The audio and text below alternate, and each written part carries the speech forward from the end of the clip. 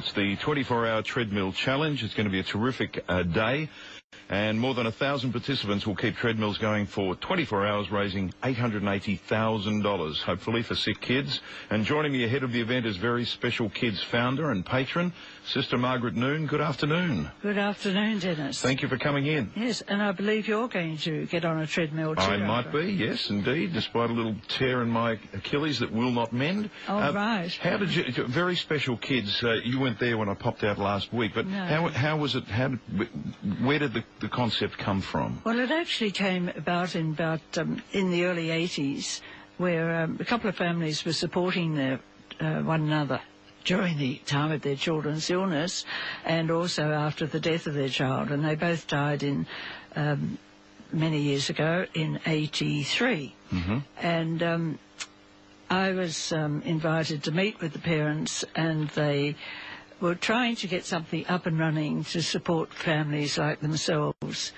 And we went from there. So I started training volunteers who went out and helped them in the family, and also hospital visiting, particularly for country families where they can't be there all the time, to somebody who can ring in and tell them they've seen their child and what it means to them. So that was a really important time. And then as time went on, in 88, I went to England for a conference and discovered they had children's hospices, and came back, and with the help of generous people, because we do rely very heavily on donations, and also the Victorian government, Jeff Kennett was the Premier at the time, we were able to establish the first children's hospice in Australia. So we brought hospice for children back into Australia. It sort of makes you wonder how people were faring they weren't. Before. They weren't. And you still meet people who were saying, they were the siblings of children. Their children had died, and their family had died. So the siblings too lose out. And lots of people today are still struggling with the fact that they had a brother or a sister who died during childhood and nobody was there for them. Hey, the treadmill challenge that is on Friday, how many years has that been going? I think about 7. Are you getting on the treadmill? Well, I used to, but I know I balk at it a bit. I think you've done enough. I do get on the bike. The Very Special Kids, just so listeners learn a little bit more about it, you're not just helping people at this terrible time where there's a life-threatening illness, but beyond even the passing of a child. Absolutely. So after the child has died, the family can be with us as long as they need. We provide counselling for families and also for couples, and sometimes children find it really hard to talk to their parents about what's happening. And we support the siblings very heavily with lots of programs for siblings. It's so important that they get that help, because if you're in a family and you've got a brother or sister who takes 24 hours care, there's not much time left for you. It is difficult. Having said that, when I visited last week, there's a wonderful positivity and a bit of noise going on around the place. Absolutely. It's terrific. Well, we're there for living, and that's the important part. You live up till the day you die, the moment you die. So the important thing is that we can give them the best quality of life while they're with us.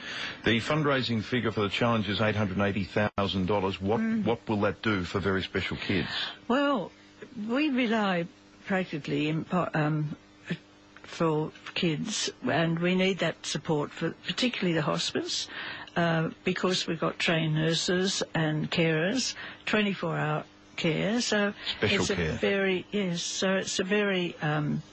expensive organisation to have to run. And the care that they're giving those nurses would change from patient to patient. Yeah, absolutely. Illness to illness. Yes, and also they come in and out on a daily or weekly basis, and all the time you're dealing with different So we've got specialised people in that area. When families are there, and obviously you give some respite for families, Yes. for those other siblings to get a bit of mum and dad time that they possibly wouldn't normally get. Is there counselling also for anyone who needs it? For the various sort of coping mechanisms that Absolutely. they need at a terrible time? Absolutely. And that's a very important part, both for the parents and for the siblings. And they also come for end-of-life care. So we had a little boy there a couple of weeks ago, family with him. He rallied and got a little bit stronger and went home, and then they came back a few days later, and he was there for the end of his life. And the important part is that the whole family can stay with the child, and that's a really important part of the organisation, to be able to know that you're there for the child right up till the time he dies, and also they can remain there after the death of the child as long as they need. How do kids cope with all that, the siblings? Because it must be it's unbelievably confronting for the parents, but for the other kids. Yeah. Well, I think that the fact that they're there and they're able to be with their brother or sister, and they have some control over whether they sit in the room with them or whether they go out and join in the activities. That family, they two other children in the family, and they joined in the activities, in the painting, the art, and also with the music therapy and that type of thing. So the place becomes theirs in a sense. They take it as a second home. Do you need volunteers? We're always looking for volunteers.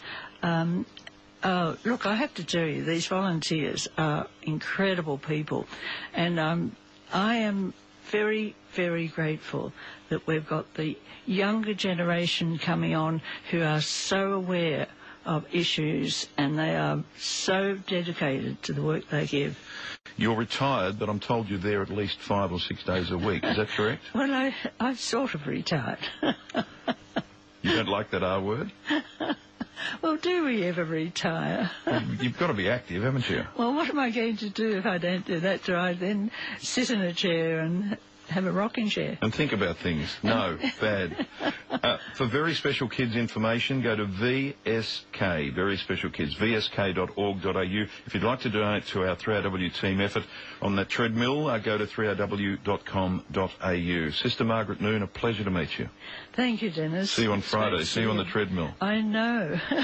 We might have to. Lovely to meet you. It is 2:45. We'll update what's happening on Tom's program shortly, and anything else that's on your mind, 96 900 693 or 13 13 32.